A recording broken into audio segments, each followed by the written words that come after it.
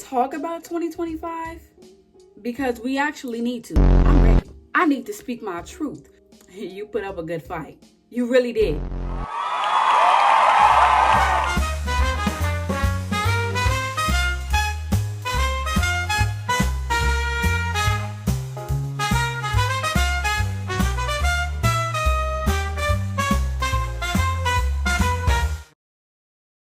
"2025 was putting up a real good fight.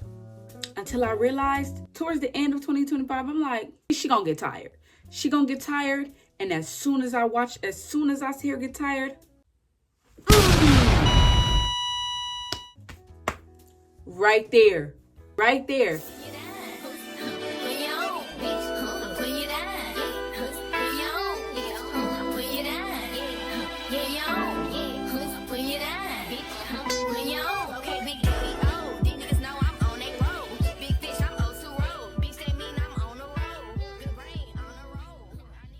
Hey y'all, hey, welcome in. 2026, I am ready for you. This last round, 2025, we're fighting back. And we're ahead of the game. We're ahead. 2026 is what I call my Olympics run. 2025, my higher self was basically my coach and was putting me through things, gave me like a chance to practice my skills for this Olympic run. My Olympic run for 2026 is goals after goals met. I'm running with the old versions of myself and they're trying to catch up. They were trying to catch up with me, right? I'm gonna outrun them. I really was just low-key being put to the test of like, okay, this is who you say you really want to be. Prove it. Go ahead. Show up. Do it. Girl, I fell short sometimes, but you know what? It was really all worth it. I learned some very important things about myself. I learned my limits, and then I unlearned the belief of those limits. And now we're implementing new habits so that we can surpass our goals at a quantum speed. Hey y'all, my name is Harmony. So my limits, the limits that I learned about myself and what I learned from those lessons. Attachment. Attachment was definitely a limit, and it can definitely be a limit because the things that you are attached to that don't align with what you actually want for yourself, those attachments will cause you to limit yourself from having what it is that you really want. Because see, I was attached to friends. I was attached to people that I felt like I needed so that I wouldn't be alone. Being alone or getting over being alone was one of my limits because I felt like I needed someone. I felt like I needed someone, or it was just better to have someone that I could connect with. Even if we didn't connect clearly, like even if we really weren't in alignment, I would still be around certain people just for the sake of having someone there. And trust me, I know how bad that sounds, but it happens. So how I got over that, having to deal with the people who consistently hurt me or consistently hinder me from the things that I needed to be doing because, oh, they done did this to me or they done did that to me. And now that's taking over my mind for like days. And I have to give myself therapy to freaking heal from somebody hurting me. I'm not even getting to put my energy all into the things that genuinely matter to me. I'm having to put it into healing from people that I shouldn't have been around in the first place, but I also wouldn't let go. About to flip in this bitch and blow up. What new habits did I implement? Even if this may sound harsh, I had to compare the person that I was becoming or who I know I am to the people that I'm super attached to. Like, let me be honest with myself. This is what you really want for your life? This is more important than your dreams and your aspirations. And trying to save everybody is exactly why you ain't where you need to be. That's exactly why I couldn't get to certain places, because I'm trying to drag and bring other people. The whole time they dragging me, bringing me back where they're at. Something that I learned that really helps me with my attachment is crying. Oh, how I love to cry and do. No, I would give myself genuine therapy though, because see, even if I had nobody to talk to it about, I would talk to myself. Is it a crime? And I would talk And I might even talk a little shit. I might even talk a little shit about it because you know what? This really had me messed up and I got something to say. So, but I would have to feel it. Actually, let yourself feel it, and don't let people wash stuff away by, washing it over and not really talking about it. If somebody did something to you and you never got an apology for it and y'all just continued to be cool after that, no, that's what we call toxic. We don't want that. We're not doing that. Compare what I want to what I was receiving and cry. Talk about it. Start taking back that energy and putting it into something else. So, that time where you and that person is having separation or separated or taking some distance or whatever, like put all of that energy into something that's genuinely going to pour back into you, which is your passions, your hobbies, the things that you love, so that you realize, I actually love it here. I love my company. Like what really helped me get over attachment was my own company. Like enjoying the hell out of my own company. I'm really such a beautiful, bubbly, sweet, ethereal, gorgeous person. And to be around me is to genuinely have gold. You have gold. I recognize that myself. How much of a gem that I was. Another limitation that I had was either procrastination or unmotivation. Like it was a real thin line between unmotivation and procrastination. Like, well, let me tell you something that really helped me get over unmotivation and procrastination. Resting. Sometimes you're unmotivated because you are burnt out. You are just burnt out. You're burnt out. You don't have nothing left to give. It can become unhealthy if you never get back up. If you never get up, you know what I'm saying? That's when it just becomes unhealthy. But what I would do while I'm resting is locating what it is that I'm resisting about what I'm trying to do. Whatever I'm trying to get done, whatever I want to get done, I have to locate what it is that I'm resisting about it. Like, why am I resisting this? And how can I make this easier for me? Because I am not a shortcut kind of girl, but I am a easier, work smarter, not harder type of girl. I don't want to work hard, and I'm not going to.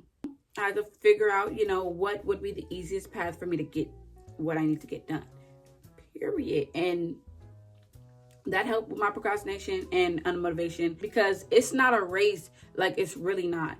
But, a lot of the reason why we get unmotivated and procrastinate is because of the clutter. Mental clutter, environmental clutter, or like spiritual clutter. There might be some spiritual clutter.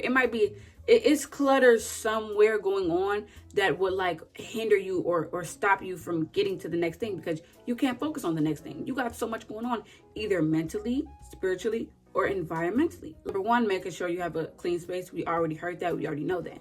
But mentally, like, what is it that is clogging your brain? Because sometimes there's something that might be clogging your brain from seeing what it is that you are supposed to do in the right perspective. Like, you're not seeing it in the right perspective because in your brain, you're either overthinking it, overanalyzing it, or underestimating yourself. So, there's a reason why you may be doing that. And to get to that reason, that's when we go to the spiritual clutter and we figure out what is it that I'm still holding on to, or that I still feel hurt by, or like that is still running a program or running this pattern in my body, in my mind, that is keeping me from seeing things the way I want to see them, the way I need to see them. Like, something is keeping me from doing what I gotta do. And you have to really get to the root of that. And you can get to the root of that with resting and sitting with yourself and genuinely meditation. Like, I had to get over the hump of not meditating. But let me tell y'all, meditation is really not intimidating. Meditation is genuinely just simply sitting down by yourself, not doing anything.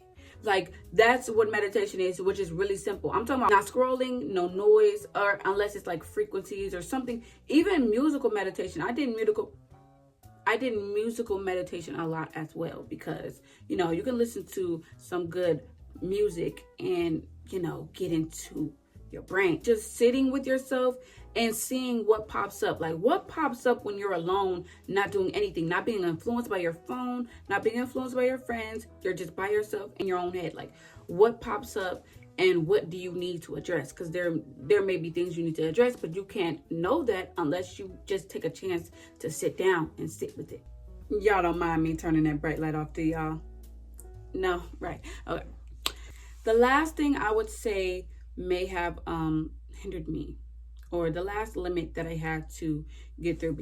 The third one, second guessing, is sort of the worst one, actually, because mind you, it would be so many times where I would overthink or second guess something that I said I was going to do or wanted to do. And by the time I did it, I was like, yo, this is brilliant. This is perfect. This is exactly what I needed. Every single time it would just come out so perfectly. And I was like, what was I waiting on again? Exactly. So, and if it doesn't come out the way you want it to, at least you can analyze and see what it is that you can do correctly and what it is you can do better. Now, the lessons were basically that being alone is not scary at all. This year, I traveled by myself. I did things by myself, and I was there for myself 100%. My most vulnerable moments, I didn't run, nothing. I spent a lot of time genuinely reflecting and genuinely enjoying myself and being there for me, because if I want to make good connections, how can I make good connections if I don't have one with myself in the first place? You're, sabotaging it because you still don't have that good relationship with yourself. So I made a good relationship with myself, and we're going strong. We're going very strong. Go have fun doing your favorite things without having to have someone there to witness, to validate, or, make it a good thing. It can't be a good thing if you can't do it by yourself. The reason you may be resisting something that you really want to do, or something is that you need to do, is probably because you feel like you have to do it a certain way to get it done.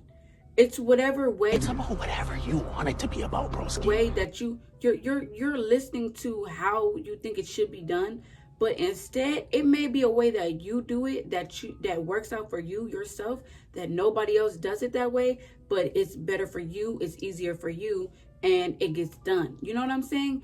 Don't think about it in the traditional way that everybody else has to do it or whatever. Like, figure out what it is for you that would flow the best for you, that would work the best for you. So then you can get things done a whole lot easier. Make it easy. Let it be easy. Genuinely, let it be easy. Those brilliant ideas that you did think about, that just came to you at one point, and then you started second guessing them. But think about what it would feel like if you saw somebody else do it. Think about what it would feel like if you saw somebody else do it first. That should get you up, because baby, you can't claim it now. It ain't even yours no more. Trust me, life actually can be super easy. I really hate this whole conditioning of making life hard. Like, life does not have to be hard. Do you see how easy and swell people really be having it out here? Some of the people that we look up to, some of them did work really hard, but some of them really didn't. Being rich off being a model, and you just have to wear clothes and walk down an aisle. You know what I mean? Like, these are not insanely hard concepts.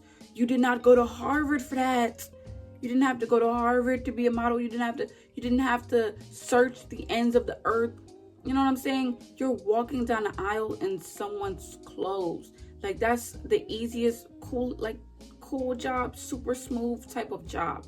And it can make you rich. Like, think about how not serious life is. That's so seriously not serious that I can just walk down the aisle in some clothes and be rich off of that and make a living off of that. Like, come on.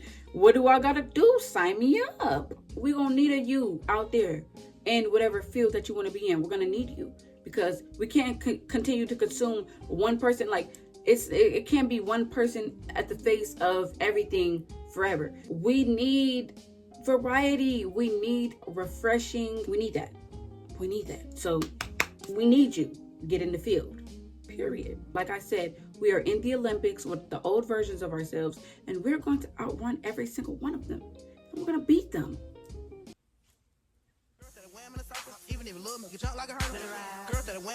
Yes, we are. Get excited because it's happening right now today.